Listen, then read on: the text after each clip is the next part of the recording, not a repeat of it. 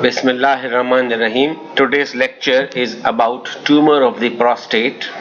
These are the references for this lecture.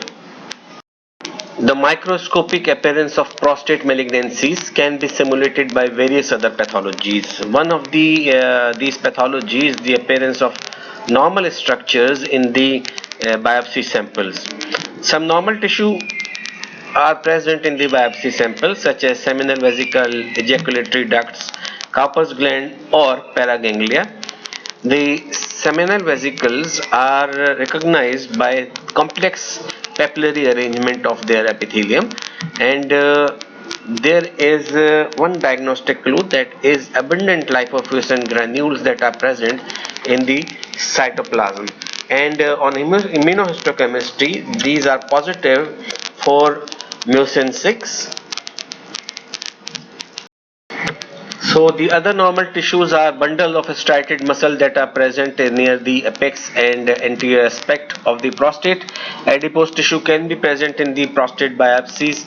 Rectal tissue is implanted during the course of the biopsy, needle biopsy, and when there is presence of distorted gland, this may be misinterpreted as carcinoma of the prostate.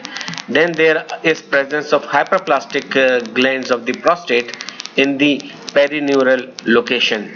The other tumor-like condition of the prostate are florid hyperplasia of mesonephric remnants, cholesterol-laden macrophages, signet ring-like changes that are the effect of diathermy or other injury, presence of melanin-containing elongated cell in the stroma of the prostate, and this microscopy is analogous to blue nevus. So melanosis can be a tumor-like condition. This prostate can be a site for extramedullary hematopoiesis. Rarely in patients with myelofibrosis, there is presence of atypical megakaryocytes, and in BPH there are various hyperplastic nodules, and these nodules may encircle perineural tissue, and these hyperplastic glands encircle perineural tissue, so may mimic tumor-like condition of prostate. The lobular atrophy is another tumor-like condition of the prostate, and it is an age-related phenomenon. It is exclusively present in the peripheral zone. There are subtypes of this lobular atrophy, that is simple atrophy with formation of cyst, post-atrophic hyperplasia, and partial atrophy. The post-atrophic hyperplasia simulate a carcinoma, and partial atrophy mimicker of carcinoma on needle biopsy. They appear as crowded glands with irregular nuclei and visible but not prominent nucleoli. The cells have scanty cytoplasm and distinct wrinkled nuclei, pale cytoplasm, and associated with fully developed atrophic changes of simple and post-atrophic hyperplasia type. Another tumor-like condition is basal cell hyperplasia that occur usually in the transitional zone, but the peripheral zone is not spared from this lesion.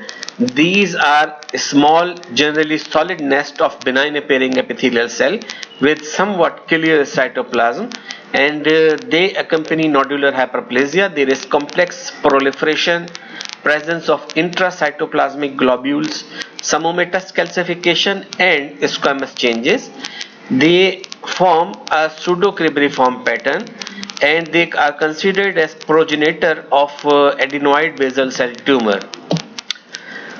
They are diagnosed on and differentiated on the basis of immunohistochemistry. They are racemase negative, while high molecular weight keratin and P63 are positive in these cells.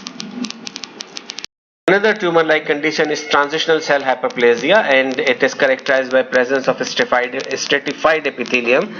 These cells are oval to spindle in shape, and they are perpendicularly oriented to the lumina.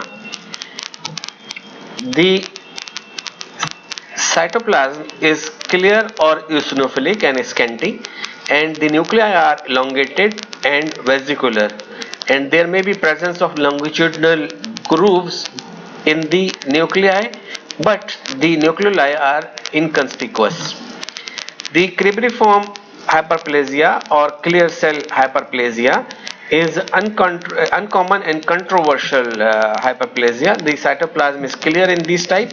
The nuclei are small, and here the nuclei are also inconspicuous, and mitotic figures are absent. Another tumor-like condition is the sclerosing adenosis that is morphologically similar to the breast lesion. This is a well-circumscribed nodule morphologically or grossly, while microscopically the glands are of variable size and shape and often compressed. There are a small cluster of epithelial cell in between, and the stroma is cellular and myxoid. The basement membrane is continuous, and a layer of the basal cell is also present. Immunohistochemical stains are important for its diagnosis, and the basement membrane stains for keratin and S100 protein and smooth muscle actin are also positive or present in these conditions that suggest myoepithelial differentiation of these cells. Some of these tumors may show atypical changes, as are seen in atypical sclerosing adenosis.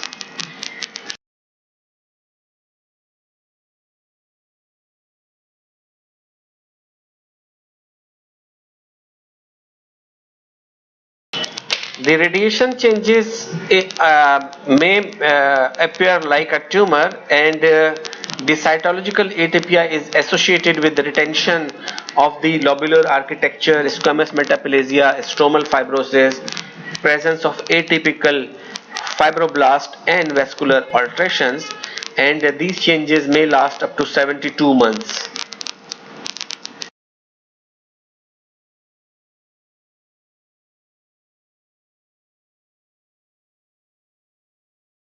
The postoperative spindle cell nodule are present due to exuberant stromal reaction after a transurethral resection procedure.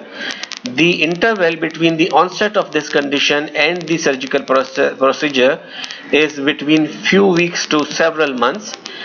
Morphologically, this lesion appears as a friable reddish nodule in the prostatic bed, and it is a source of postoperative bleeding.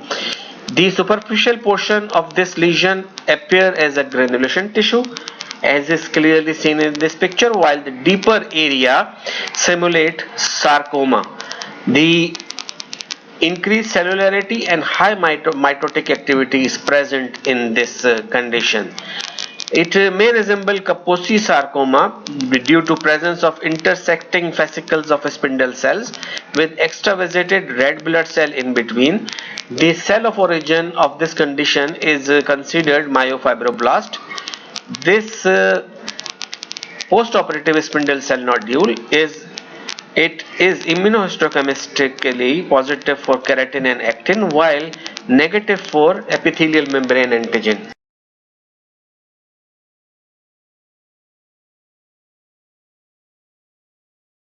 The postoperative spindle cell nodule should be differentiated from inflammatory myofibroblast tumor. They are similar morphologically to the bladder cancer, and the proliferation of the spindle cell of myofibroblastic appearance in well vascularites and myxoid background is present, and these are considered as low-grade mesenchymal tumor.